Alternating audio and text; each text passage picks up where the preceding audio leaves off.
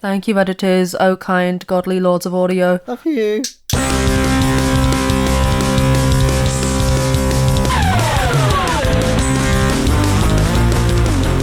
Hello, folks. How are we doing there at home, wherever you may be? It's What the Trans. What the trans? Howdy, folks. Hey. It's another lovely Thursday afternoon. How are you, Ashley? Yeah, fine. I'm going to be really British and talk about the weather for a minute because I think over more or less the entire country, Monday was rubbish. It was just pissing it down the entire day. I don't know if that was the case down south for you, Alex, but... Oh, it was absolutely the same. It seems that whenever I go out to commute, it decides to rain, but the moment I'm inside the office, it's bone dry as hell. I think it's God having spite on me. Well, yeah, unfortunately we can never be sure when the deities choose to smite us. But yeah, I'm doing all right. Again, I've been picking up new records left, right and centre because I kind of don't have very much else to do. So I had the Go Team this week. There's the 20th anniversary edition of Thunder Lightning Strike, which is a fantastically energetic album.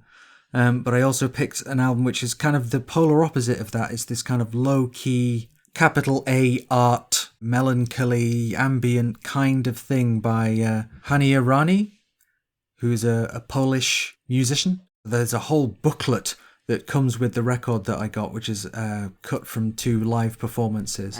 They're an incredibly well-behaved audience in both places. They are just in dead silence while beautiful little melodies are ringing out. It's really good. So yeah, would recommend.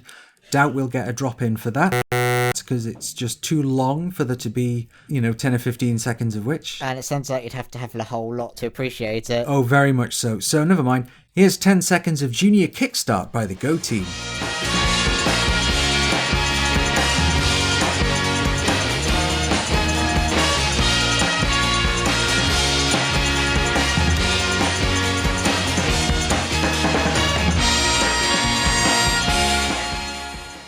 Music. How have you been, Alex? How you been up to? I've been doing all right. Haven't been quite listening. Actually, I have been listening to some music quite recently. I've been enjoying the Jeff Wayne. What's it called? Jeff Wayne, absolutely. War of the Worlds.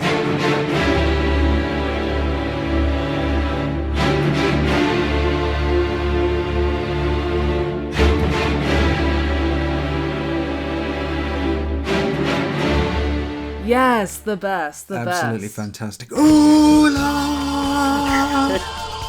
Yeah, I've loved that album from when I first heard it. So yeah, same. And I was a kid as well. Sometimes when I was with my very middle class family, we would, rather than watching a film or playing a board game, we would listen to an album. And the first time we did that, and most memorable time, was Jeff Wayne's musical version of The War of the Worlds.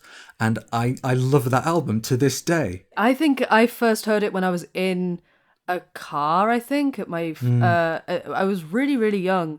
I think it was like a friend of my dad's had it on when we were driving somewhere. And I immediately was like, oh, this is some of the best music I've ever heard in my fucking life. And then I didn't know what it was until my one of my friends in high school had it on vinyl because her dad was into Hawkwind and shit. So of course he had Jeff Wayne's War of the Worlds.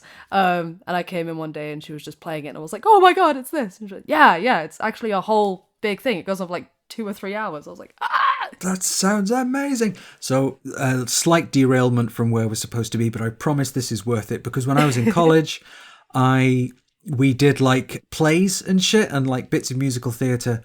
They were doing a version of Evita, a shorter version, cut down. And I didn't want to be in that. So I just sort of had a word with the music teacher and was like, look, I'm sorry, but I fucking hate Evita. I don't want to do it.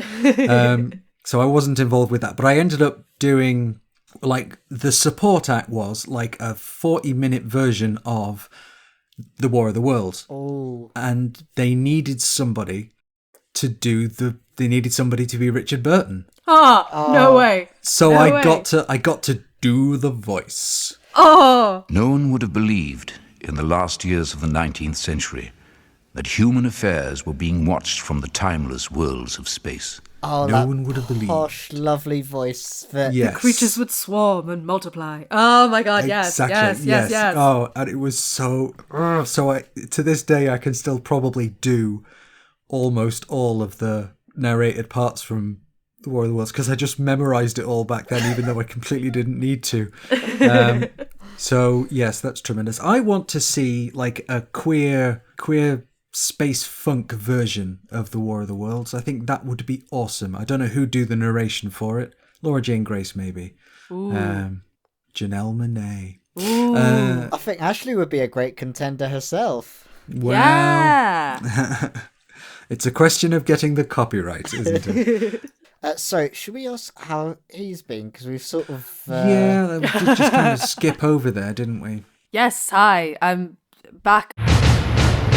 Once again, banished from the land of bad audio. Well, hopefully, if this audio works out as well as we want it to. Back on the home turf. Yeah, I've been all right. I've been good. I've been. I had to do some unexpected travel. You know, life happens. But I got really into writing poetry recently. Actually, whilst I was out and about. Yeah, it was kind of a nice, fun surprise. It's that kind of thing where sometimes when you end up like traveling a bit, you end up losing sort of your usual things that you'll go to for comfort and stuff like that. I made a little impulse buy of a little green notebook that I saw and went, I've been feeling the need to jot things down. Fuck it.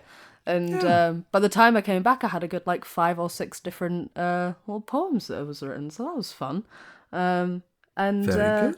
Now that I've gotten back, I've honestly just been playing some video games. I've actually, I finally got the platinum on Alan Wake, the first one. A game that perplexes me and has a very interesting hold on me. It's a video essay that I would do if I had a bit more time and confidence, but because I find it a very interesting enigma of a game that kind of like, it's a very good example for me of special interests that aren't necessarily those straight up, oh my god, I love everything about this, and it's more the special interest of, you are a fascinating enigma and phenomenon that I need to understand every part of. Anyway, yeah, that's what I've been doing, poetry and video games. That kicks ass. That sounds great. I wrote a limerick the other day. That was quite fun. There was a man from Bishop Auckland. He rarely drank more than he oughtn't. One night was unlucky, lost odds on bookie, and thought he was in Bishop Stortford. Okay. Oh, brilliant. Wouldn't want to end up in Bishop Stortford. Yeah, well, it was because of when I went to Bishop Auckland Pride, there was a funny moment where one of the drag queens accidentally came out on stage and went, "Hi, Bishop Stortford," and everyone went, "What?" Yeah. We're not those bastards from Stansted. Is it in Stansted? I'm not actually entirely sure. I just know it's southern. I used to go past it every day on the bus on my last commute. It's a tiny little town. But at one point, Donald Trump was on his way to a state visit as president, and on the flight path, there was this teenager who I can't remember what it said, but on his lawn just made a bit of text saying "fuck off Trump" right in the flight path for him to see. But there's a lot more people we want to tell to fuck off recently. Oh, aren't there just? It's been lovely, and it's great to have you back, Flint, but let's crack on, shall we? Yeah. So, first...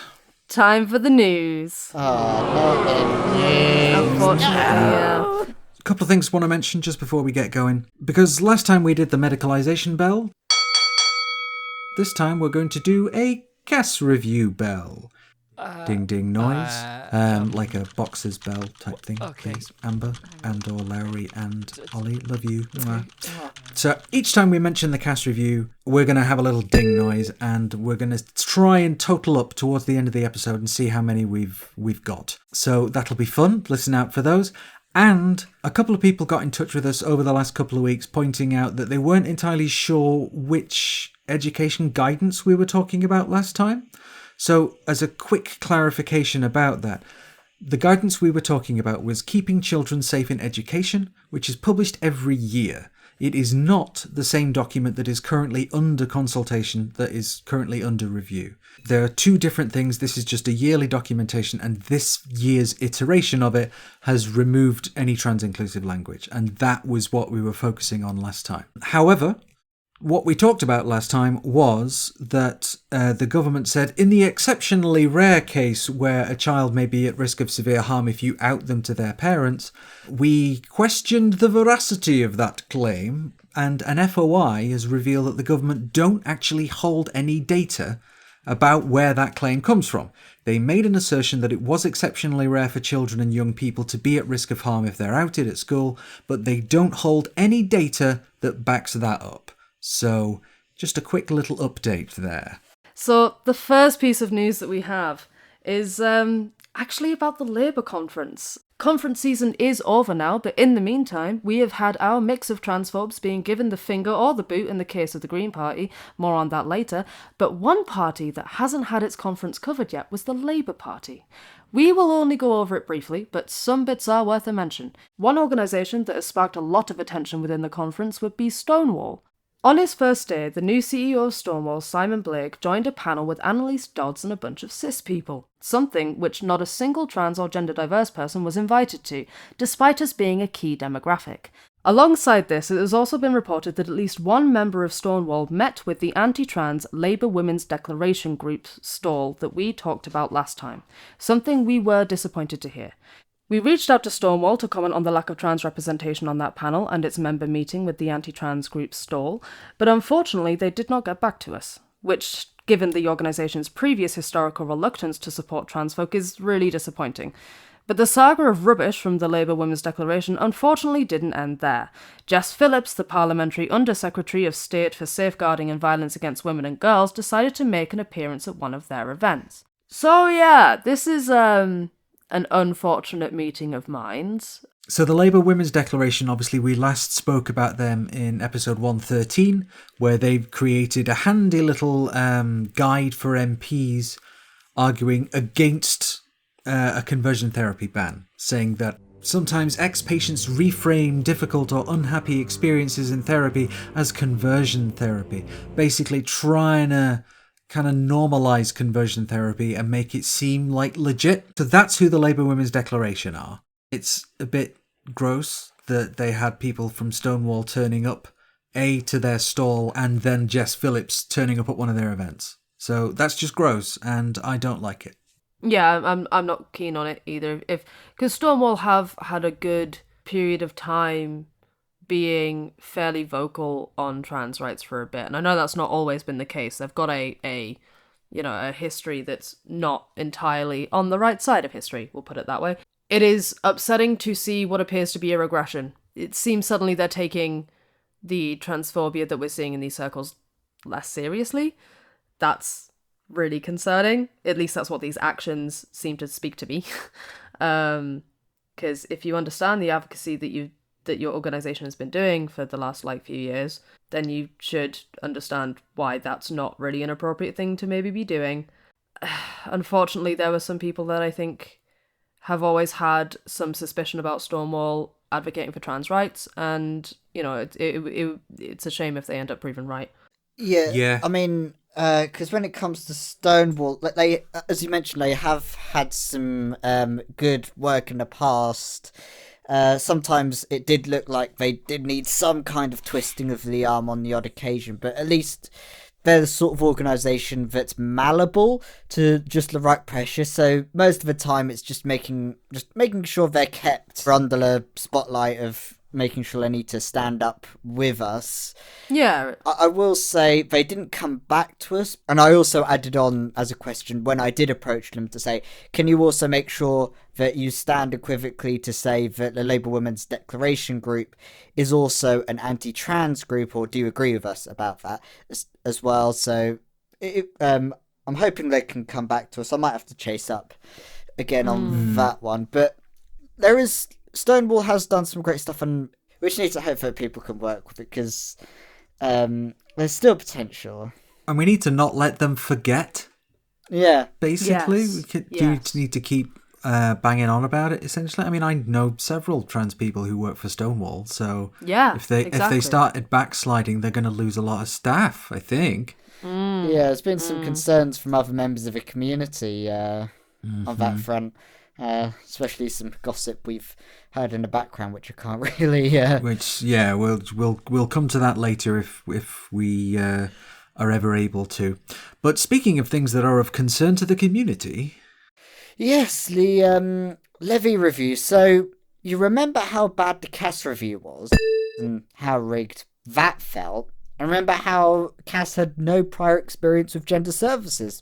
Some of you may also remember when an FOI found out that Cass was the only person interviewed and considered for that review. Guess what? The latest review on adult gender services that is a follow-up to the Cass review is also being run by a clinician, guess what, with no prior experience in gender services. Turns out that David Levy was also the only person interviewed for his role as head of the review. While some people are unsure on David Levy's leanings towards trans rights, Reactive Ashleigh has done some digging yet again. According to Ashleigh, David Levy was a medical director of the LSC-ICB, or Lancashire and South Cumbria Integrated Care Board, an organisation which introduced a ban on GPs working with private gender clinics, which also include banning GPs from working with trans people and banning GPs from providing blood tests for people doing DIY HRT. He is heading up that organisation, and we may need to do up some digging, but let's hope this isn't an indicator, as we don't want to step back, as when we saw that he headed it up, he started heading it up after that ban was put in place. so he has been in a position to be able to scrap that ban and hasn't done that. Yeah. So, I mean, I'm sure that the medical director for the Lancashire and South Cumbria Integrated Care Board does involve a lot of work, and he's probably not going to have a great deal of time to spend thinking about literally 0.5% of the population. But equally, you think it would have come up, you know? It's probably an FOI material, right? Maybe, yeah. It certainly could happen, but equally they could just come back with, well, no, because he was busy with other things. What is wrong with you transes? Although I doubt they'd put that on an FOI response, at least not in so many words. No. I mean, I feel like some of them might have, they could. Pretty much. Unfortunately, it's one of those stories where we can only watch with mounting horror at the sort of person who seems to be asked to do all of these things.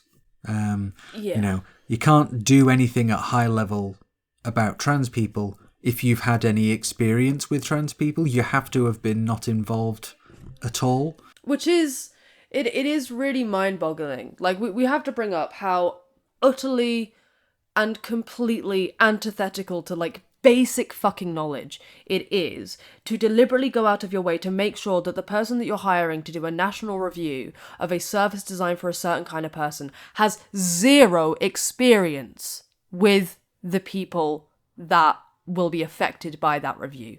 Like, the argument that, it would be biased is absolute bullshit, because it's experience. Would you be happy with a heart surgeon being not involved anywhere near your heart surgery, but instead we're going to bring in an orthopedic surgeon? Like, sure, they may have at some point sat in lectures on heart surgery or hearts in general, but they won't have gone through understanding the specifics, the experience of doing these things consistently.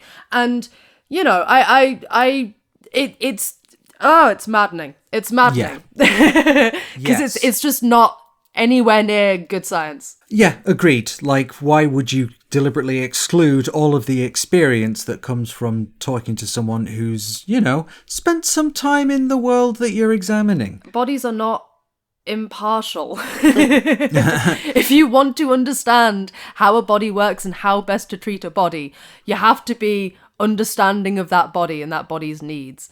Yes. Exactly, but I suppose that's one medical establishment doing some bad stuff, but a little bit further afield.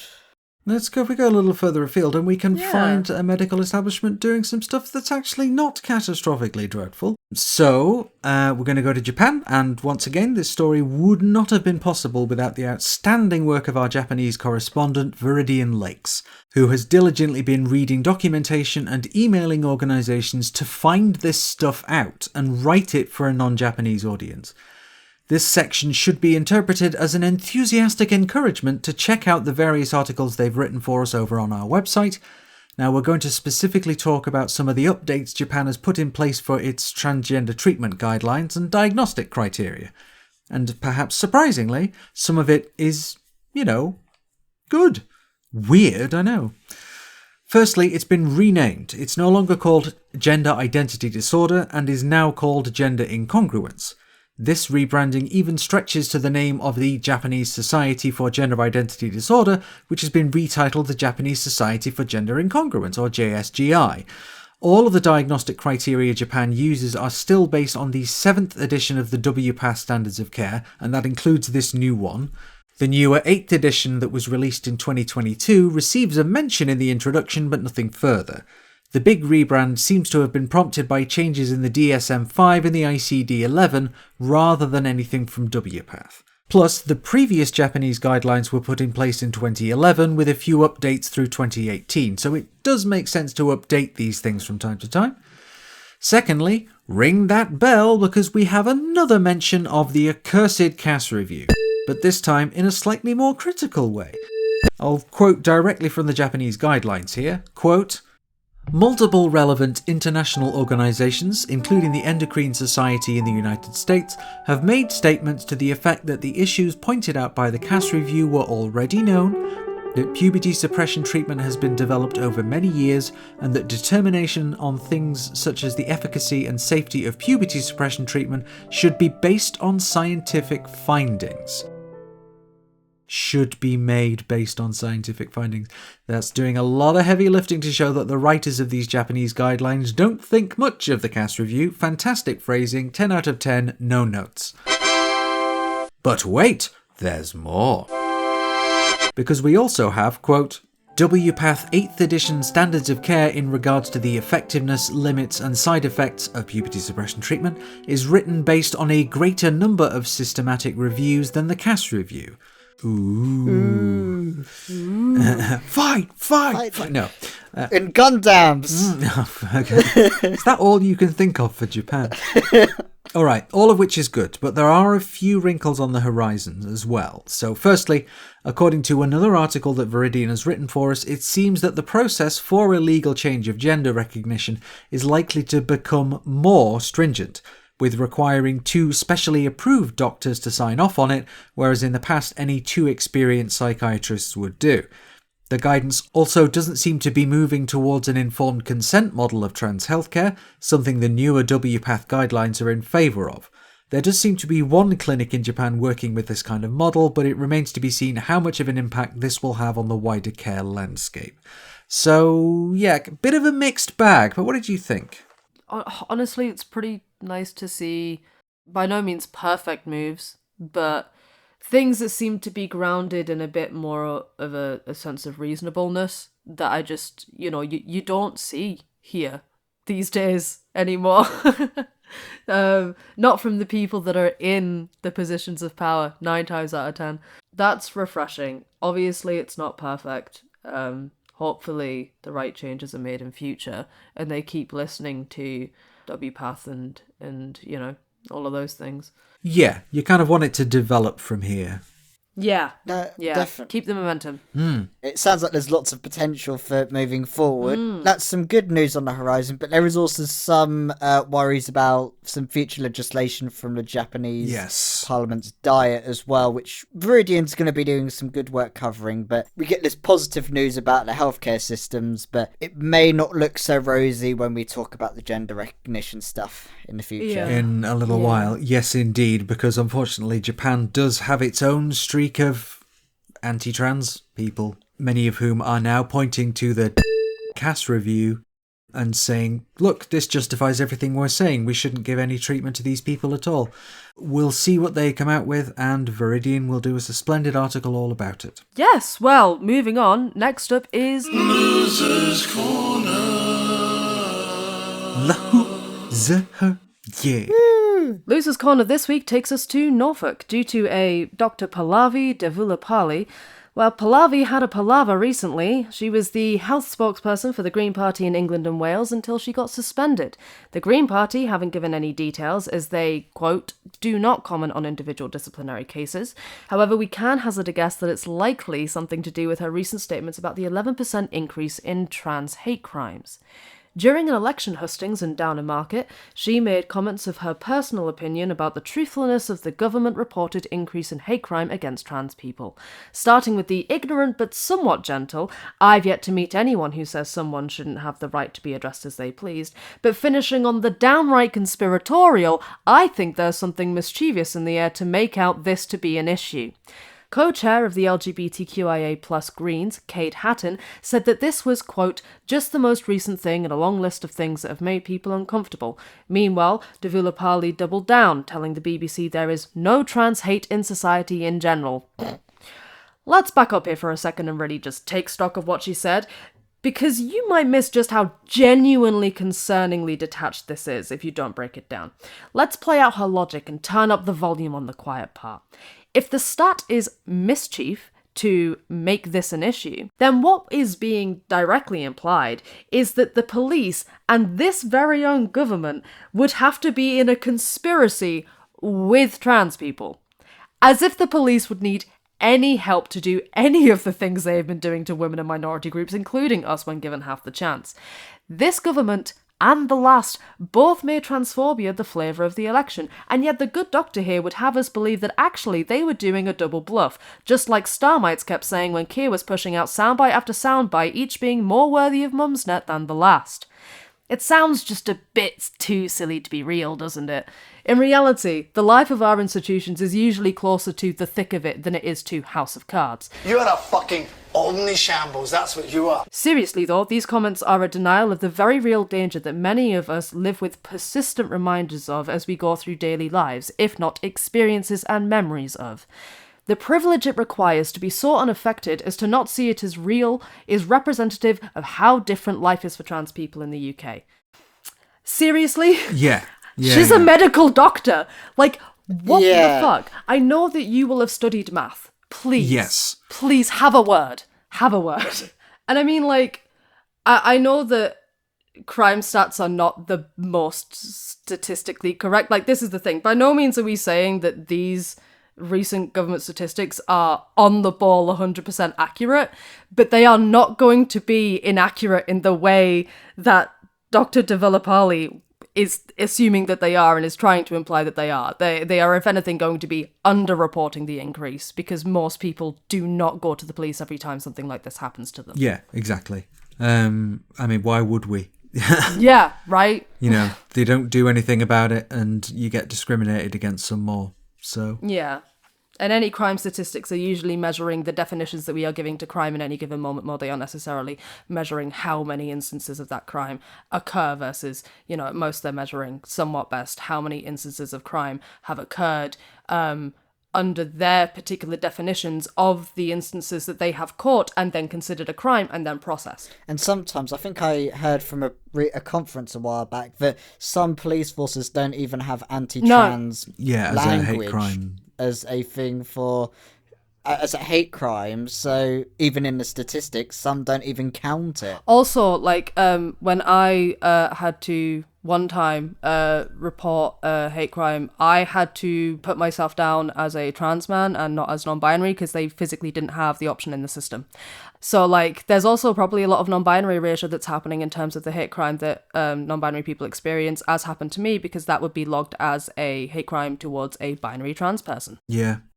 And there's a number of police services in the UK that like literally haven't bothered reporting their hate crime stats to the Home Office as is kind of required of them. Most of them are doing it, but there's like a glaring exception of Cheshire, which is annoying because I have a relative who works there and every time I see them I'm like, why haven't you sent the...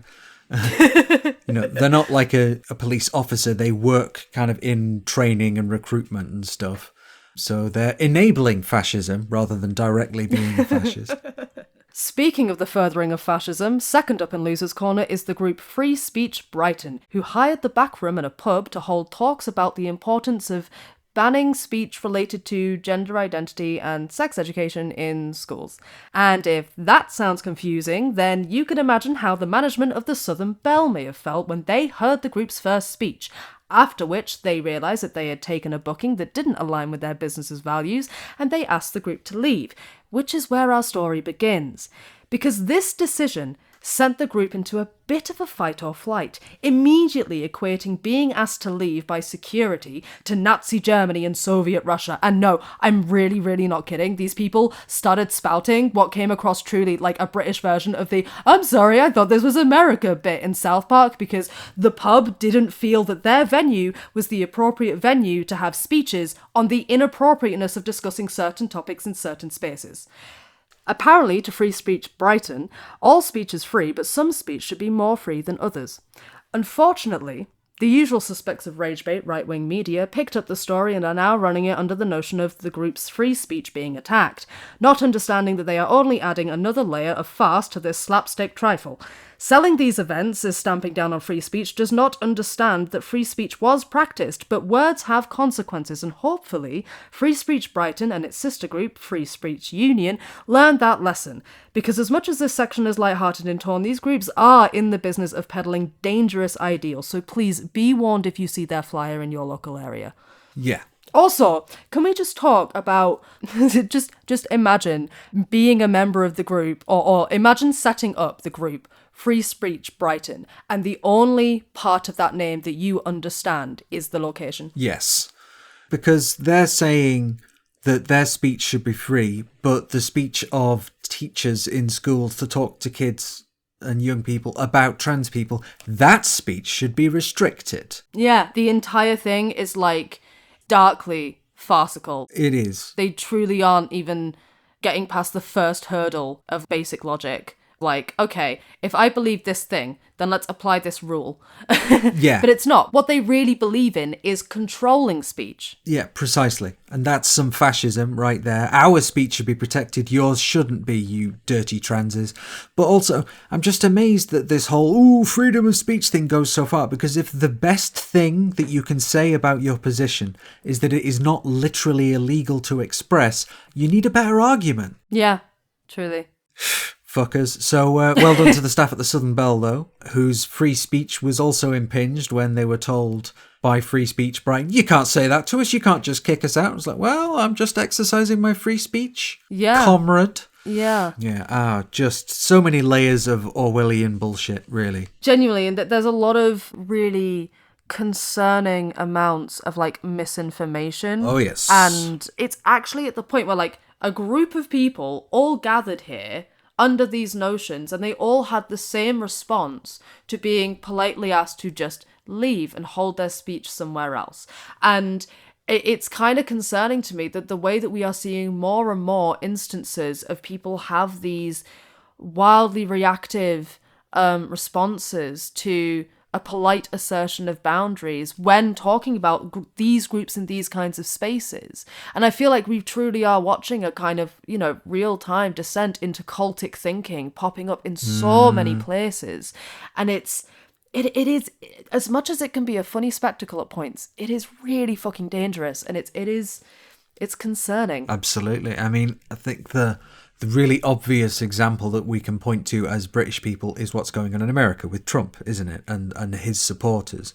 But that kind of, as you say, cultic thinking exists everywhere, and it definitely exists here. Yes. Where people say, oh, well, our position is always right about everything and I will support it to my last breath. And it does make me wonder, like, how much of the quote-unquote cult element of it, like, are people staying in it because they've kind of committed too much to it now? Like, are there some people within that movement who are just there because of the sunk cost fallacy? I think so, yeah. Like, we tend to think a lot about cultic stuff happening in the space of religious things, right? But most frequently these days, it's in corporate spaces, and it's in much more, like, socially presentable places than you would anticipate, right? And, you see it in some really, really big examples that a lot of people know, Avon, things like that, where there's pyramid structures and things. in part, America is a great petri dish for cultic activity because of the way that it encourages these kind of like quickly, immediately amass like a following and that kind of showiness of gathering together, that performativity of progression and attainment. They're much bigger values. And I think that there are probably a few people that are just kind of in it for the ride. You know, their friends are involved in the group and so they want to be involved in the group. But I feel like there's probably going to be a lot of people that unfortunately genuinely believe, not in terms of necessarily every single word that's said, but they'll genuinely believe they're turning up with the right intentions for a group that's about freedom of speech. And what they're really doing 9 times out of 10 is internalizing any rejection from saying some wildly out of pocket things as the control that they are actually trying to put on other people. It's that weird cycle of projection. Yeah.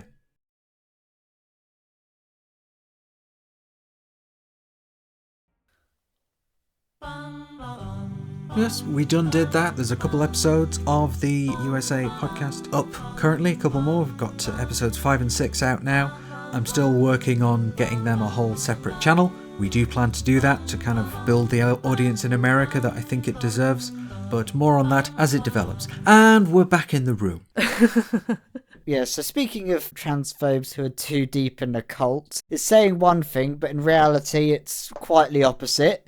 On the 27th of September, the BBC News reported online that the Green Party had expelled anti-trans activist Shara Ali from their party. Ali gained headlines after suing the Green Party and losing.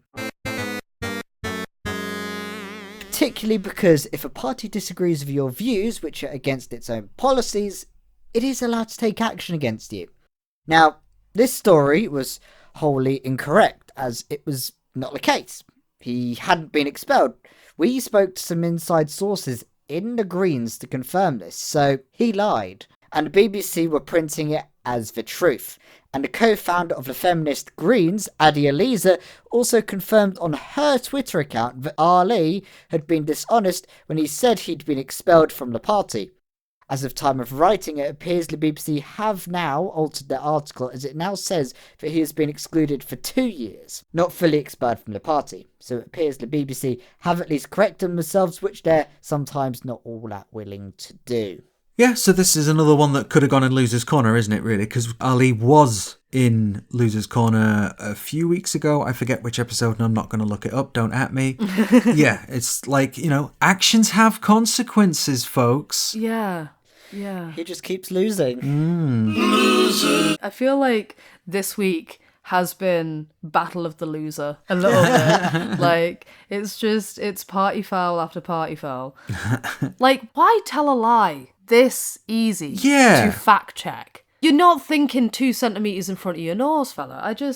I'm just wondering if it's anything to do with that old phrase about a lie can travel around the world before the truth has got its boots on. And so if he announces something that is not true, he knows that that will go far, and that might be the story that most people are familiar with and will associate, rather than the truth. So the thing is, corrections are very easy now. Yeah. You know, as Adi Eliza showed us when she confirmed on Twitter/X that Ali had been dishonest, right? It's that easy to disprove something now, but still a lot of people are going to have seen what Ali said first and taken that as the truth and won't be following it up.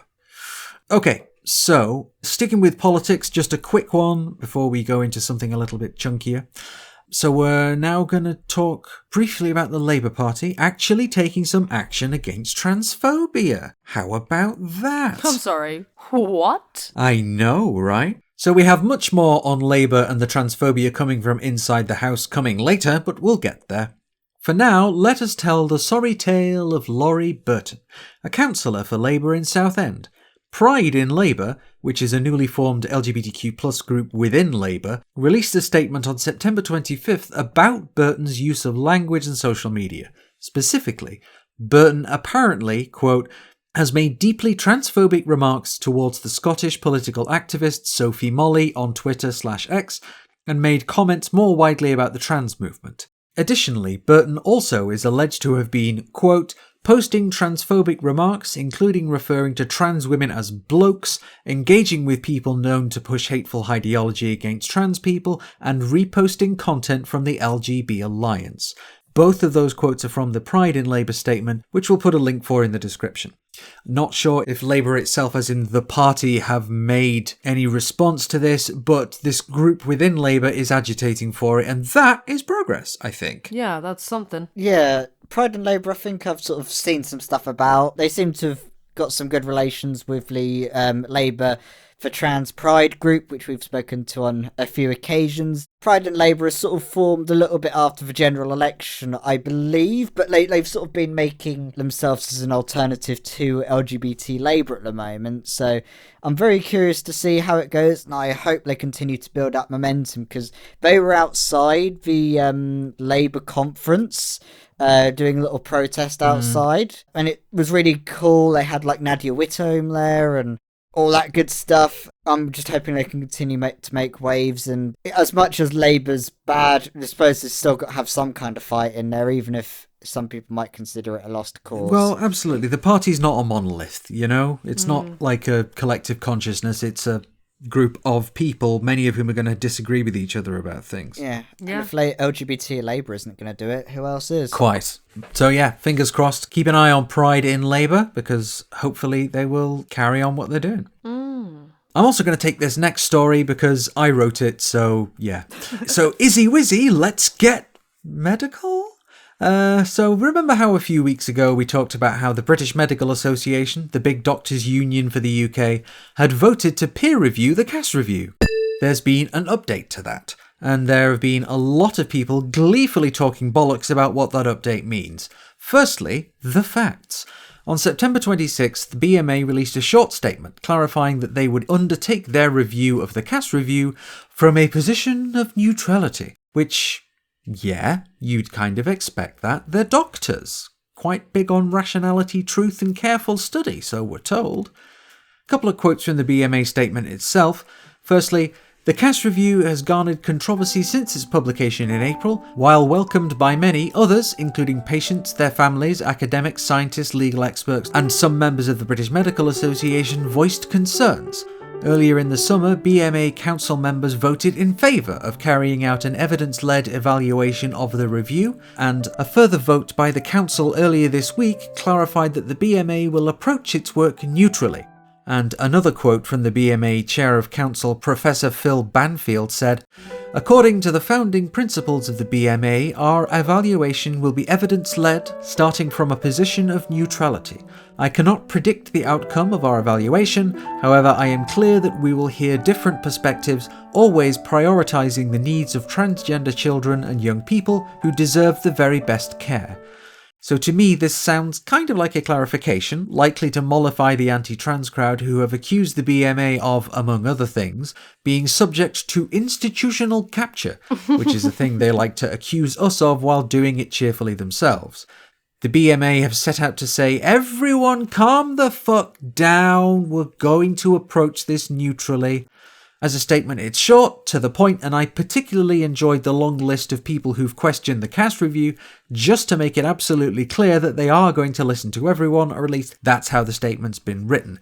However, you'd better believe the anti-trans crowd have taken this and claimed it as a victory, saying that, oh well, we put pressure on the BMA, and now they're going to do things our way. So, yeah. If you want to go looking for anti-trans people on Twix saying that the review of the CAS review will now be conducted in a gender-critical way, you are quite welcome to do so. I can't be asked quoting these people. But there are some other concerns with regards to the CAS review and the team that put it together. Specifically, several of the members of the team that put the CAS review together are now doing talks at the SEGM, the Society for Evidence-Based Gender Medicine, which is another bit of doublethink, isn't it? They are the opposite of evidence-based gender medicine, right? They're saying, oh, well, we want it to be evidence-based, but we only want the evidence that we look at to be the stuff that we think is approved, which is why we're going to exclude 90-odd% of all of the literature about it and just run on a few things that come to the conclusions that we want it to. Yeah. So evidence-based, don't make me laugh. They're just a bunch of conversion therapists for all we know. Yeah, that's exactly it. So it's been put by a couple of people on Twitter, Zinnia Jones being one of them, that one of the NHS clinicians is Michael Absood, the Deputy Chief Investigator for the proposed puberty blocker trial, and he's giving a speech at this SEGM conference. And SEGM associates are defining the terms on which our gender-affirming care is studied, is the quote from Zinnia. And yeah, that's pretty bang on, isn't it? Yeah. Because they're the ones in charge of the debate. They're the ones deciding where the goalposts are. Yeah. It's really dark stuff, to be honest. Yeah. It's exactly like you said, it's that double think of the way that everything is being done in a way where if you don't know a trans person in your life, this will look good. Yeah. And it's not. And then trans people are in the position of having to point out, well, no, I know it says, like evidence-based gender, but that's not what they're doing. And, you are put in the position of having to explain what sounds like a conspiracy because nothing is labelled the way that it is acting. And nothing is acting the way that it tells you it is. And people are doing things with smiles on their faces and with a sort of, form of sort of the closest thing you get to genuine earnest in these kind of public spaces that most people will just take on board and go, oh, okay, well, they're just a person doing their job. And that's the point. That's the point. Make it look so reasonable as long as you know fuck all about the reality of what it's like to live as a member of this group. Yeah. And it's harrowing. Yeah, that's exactly it. It is. It's just gross.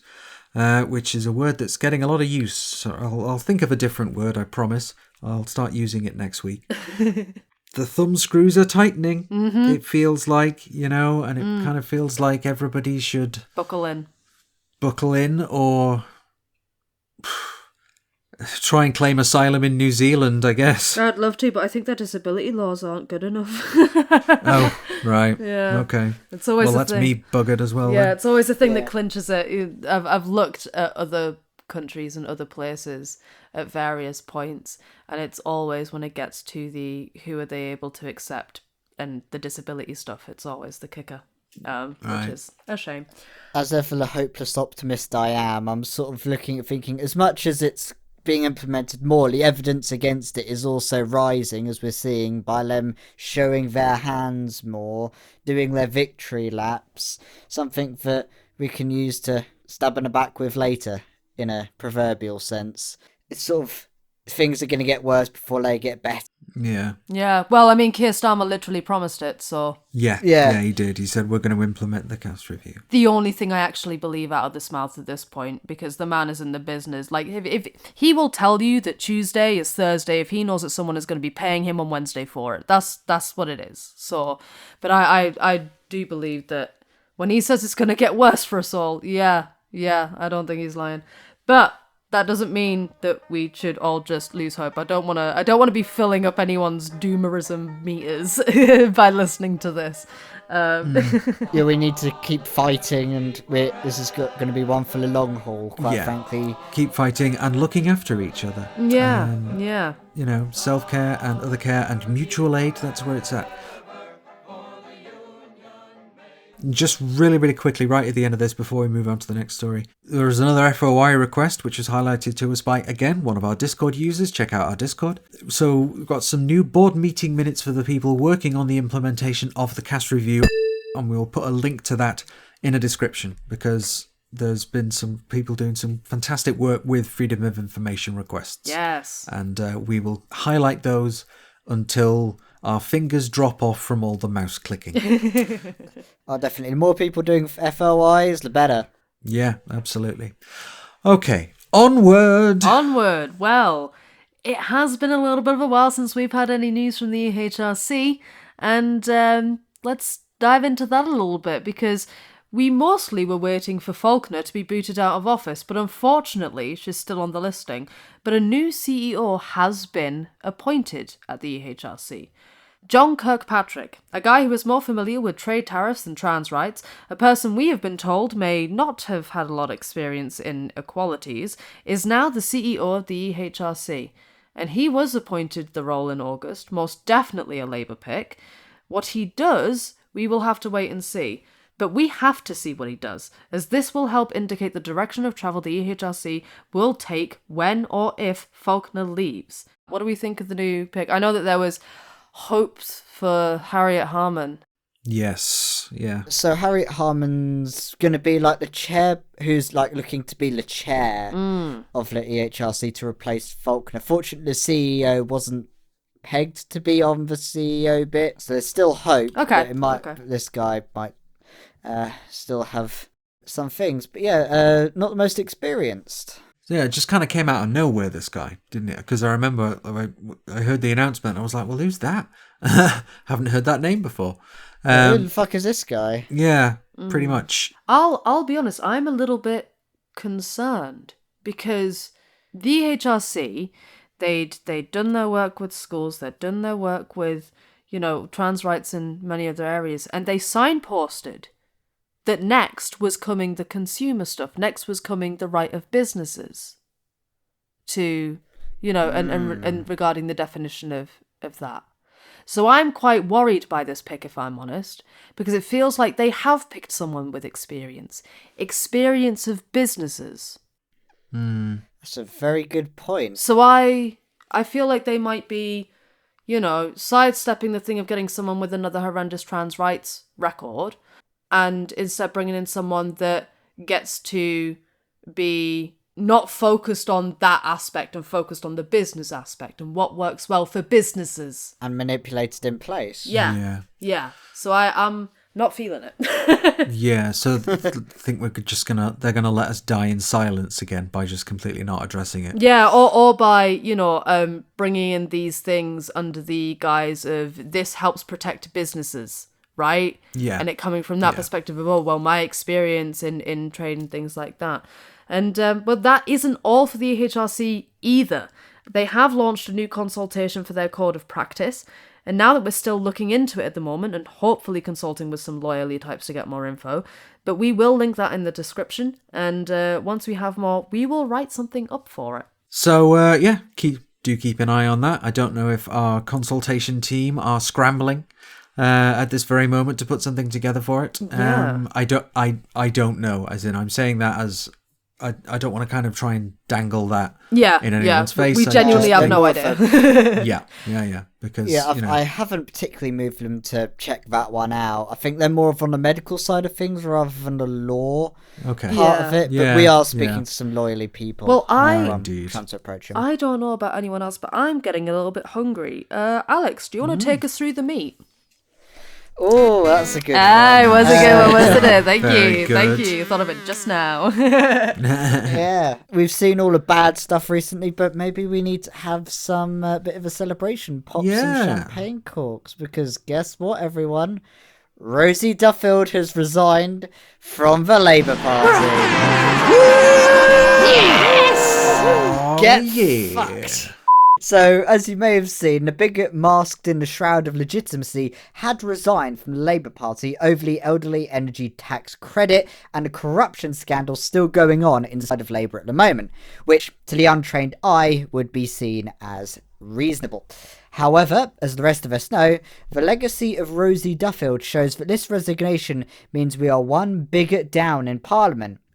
It's a good job Labour went with a load of transphobic shit to keep Duffield happy now that she's stabbed them in the back, isn't it? Really playing the long game there, Keir.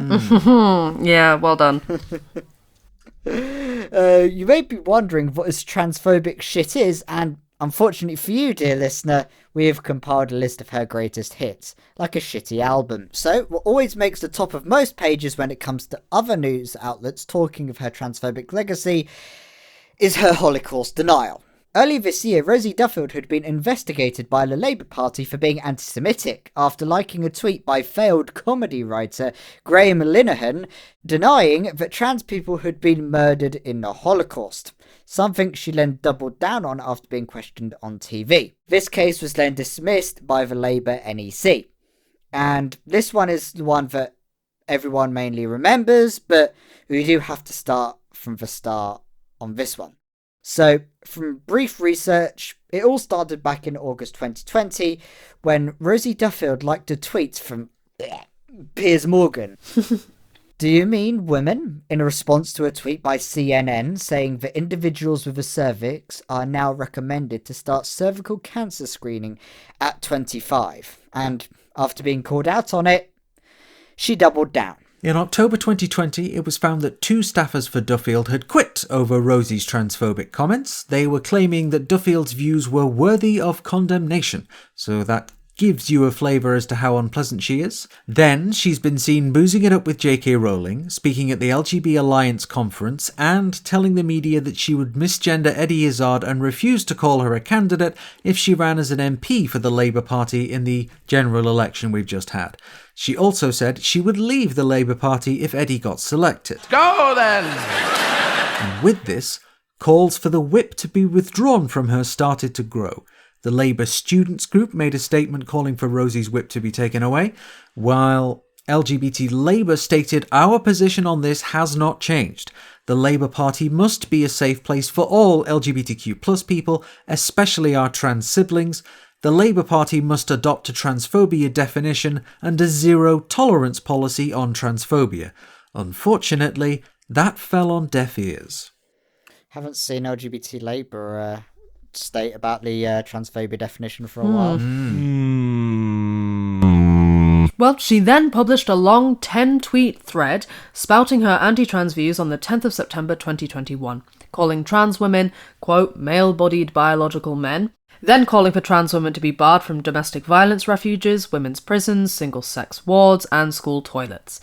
Coming up to 2023, in January, one senior aide to Starmer, Matthew Doyle, described her actions as irritating, and that she was spending too much time with JKK Rowling. So, even leadership were getting fed up, but chose to do nothing. In April 2023, Rosie founded an alliance with Miriam Cates akin to Saruman and Sauron, in which they claim they are teaming up to, quote, protect women's rights, and warn that, quote, extremist activists must not be able to wipe away a century of hard-won protections. And may I remind people that Cates herself is a horrific ghoul in her own right who actively thwarted any attempt at banning conversion therapy because she was so obsessed with making sure LGBT people got tortured? And with that, Miriam founded a lobbying organisation called the New Social Covenant Unit, NSCU. We will link to what they are about below, as Trans Safety Network did a good job covering it. And with the Ungodly Alliance, push for anti-trans legislation. The usual stuff. We're streeting the trans kid murderer we all know and wish never existed, waded in. In an interview in July, Wes Streeting apologised to Rosie Duffield for the backlash to Rosie's actions, which we had just described. And in that apology explained that the LGBTQ+ community had missed the mark at hitting back at a person who wants to make sure we lose our human rights, because, guess what? They used the masked term gender critical when the appropriate term is anti-trans activist. And in July 2023, Duffield gleefully celebrated that it was great that Labour wouldn't try to make trans lives better. Then, in November, the situation of the Holocaust denial happened and she was placed under investigation, which she was then cleared of in December. And you would have thought that she would at least, make sure to do her job as an MP during all of this. Something that she was elected to do, regularly meeting with her constituents, listening to their views, or putting attention towards local issues so you don't just look singularly obsessed with trans people. Not so much.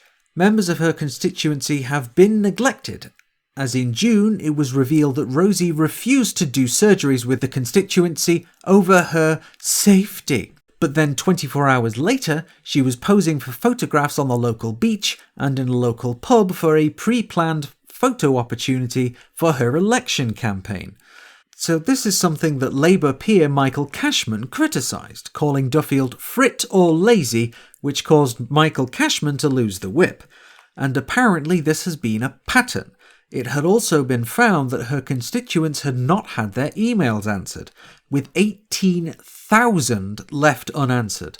Some now question if she even lived in her constituency and instead now lives in Wales, and her constituents were not happy. In the election, she refused to attend local election hustings, despite the fact that there was an option for a video link, which, doesn't come as a surprise. She had a substantially reduced majority in her constituency in the general election.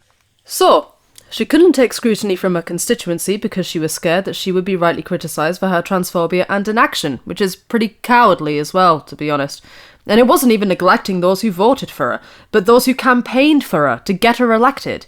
Labour Party members from her constituency stated that she rarely attended local party meetings.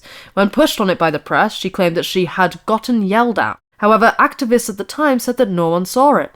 This account was from Anne, who, before being expelled from the Labour Party, had written an article stating all of what I've just said. So, her anti-trans legacy is undeniable.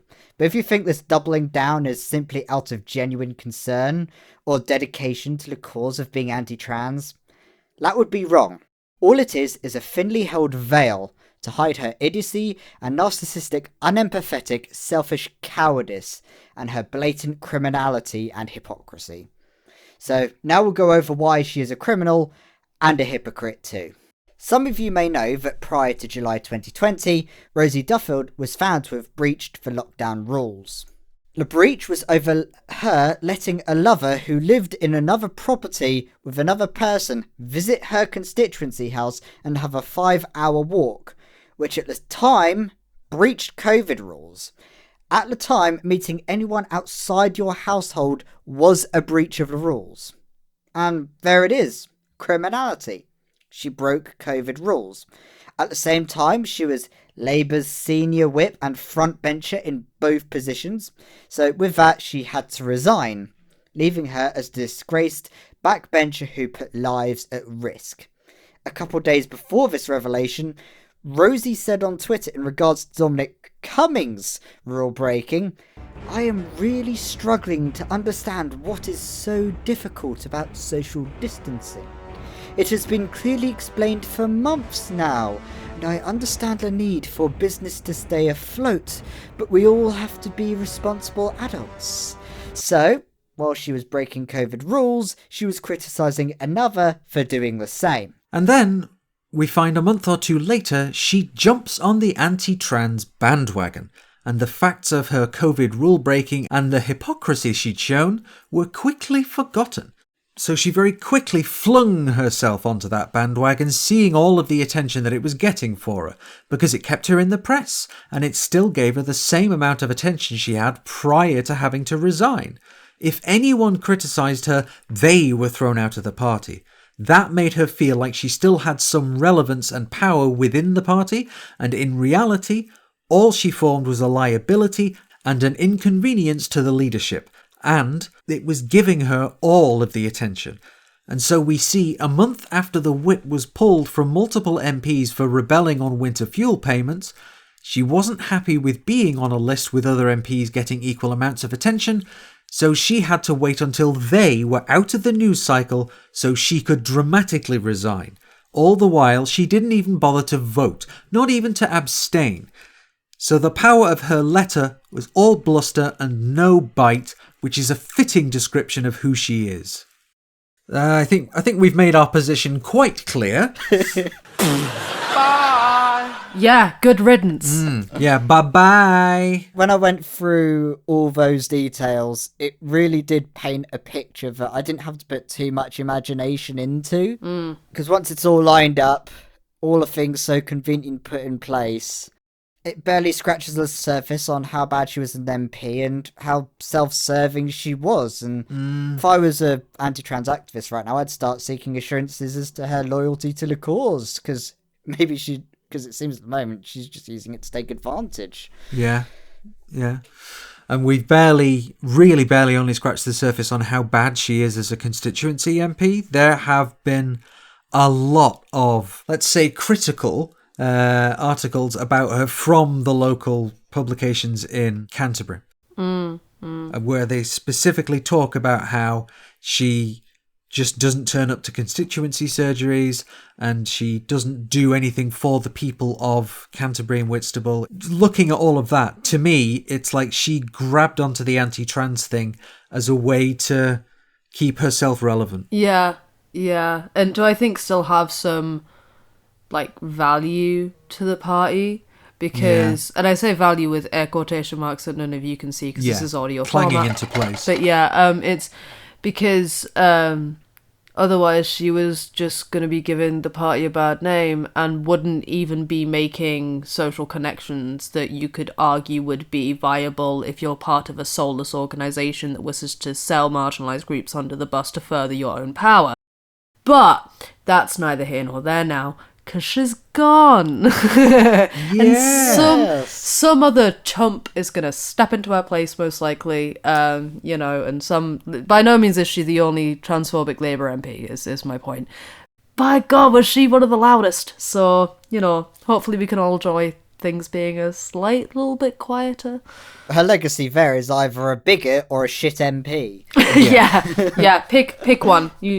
Or both. Both is good. I was about to say, two things can be true at the same time. So what do we think she's going to do next? What's her future?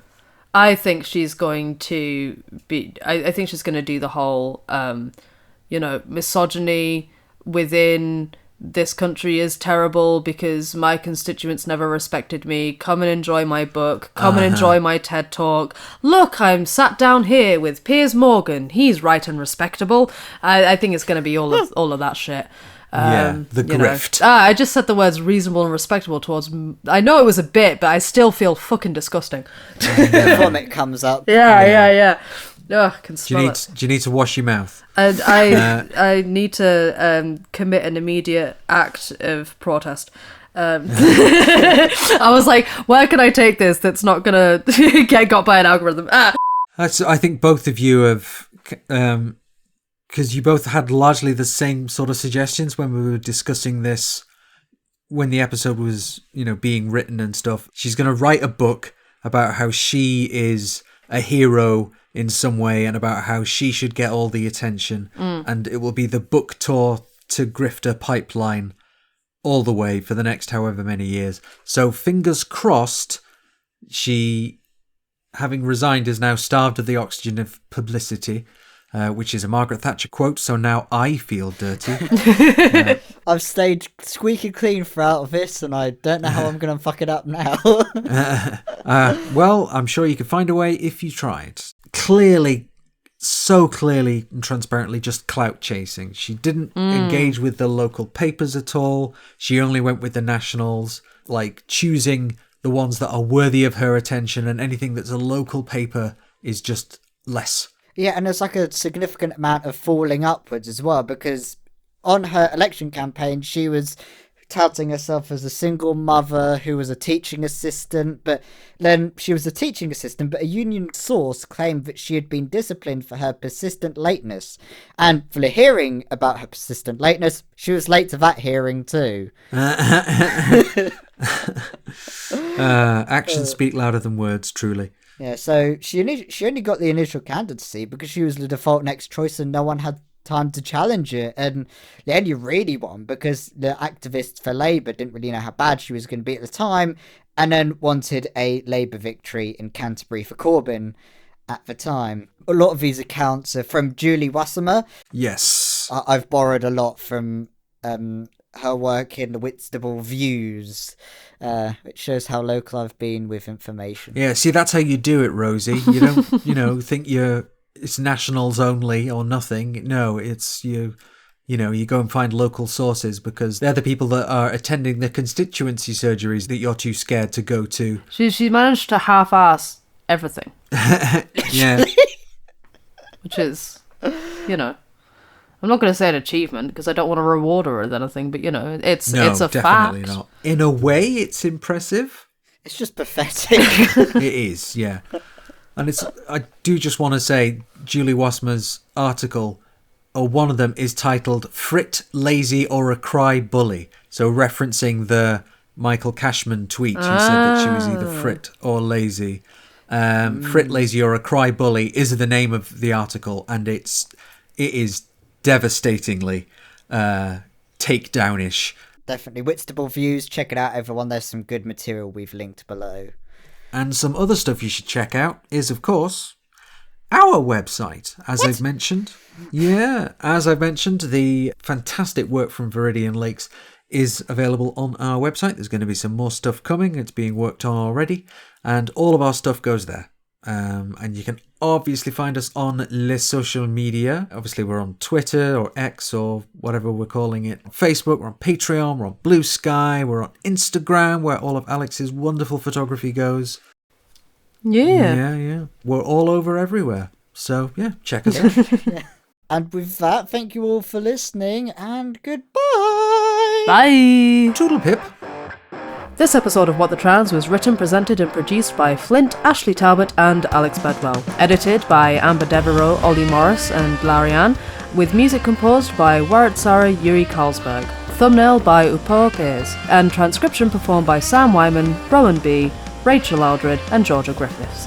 Patreon, we'd also like to give a big thank you to all of our Patreon producers. Who are Tin Rufo, Naystrom, Danny Gold, Lex Phoenix, Sebastian Singh Soprano, Joe the Low Quality MB, Andrea Brooks, Jack Edwards, Emily Roberts, Dulcie, Stephen Blakemore, Needles and Threads, Flaming Daphne, Dr. McGee, Genevieve Dixon, Rachel Harris, Katie Reynolds, Georgia Holden Burnett, Grabilicious, McSaffon, Roots -1, Gray, Elizabeth Anderson, Bernice Roust, Ellen Meller, Jay Hoskins, Trowan, Ashley, Matty B, Setcab, Jane, Roberto DePrunk, Rose Absolute, Sarah, Zena, Kiki T, D, Sky Collane, Eric Whitman, B, Jude, Monsieur Squirrel, Fergus Evans, Anubis the Jackal, Kamina, Brandon Craig, Break the System, Sean Phillips, Heidi Reardon, Ezra, Lentil, Clara Voluming, Amelia, Corvina Ravenheart, the trans metal DJ from Twitch and VR Chat, will play St. Lucifer for props. Tabitha Jo Cox, aka Candy, Fiona McDonald, Murgatroyd, Ontologically Unjust, Stella, Cinder Goza, Rebecca Prentice, Crazy Richard, Dan Oblivion, Florence Stanley, Helen, L. Hollingsworth, Nick Ross, Fiona Punchard, John, a mysterious anonymous patron,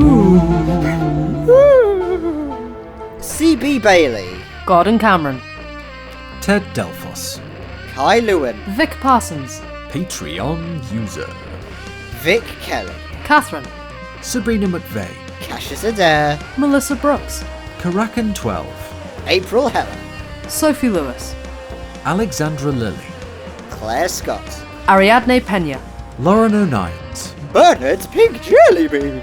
Lanus. and Chris Hubley. Thank you. Thank you. Thank you, bye!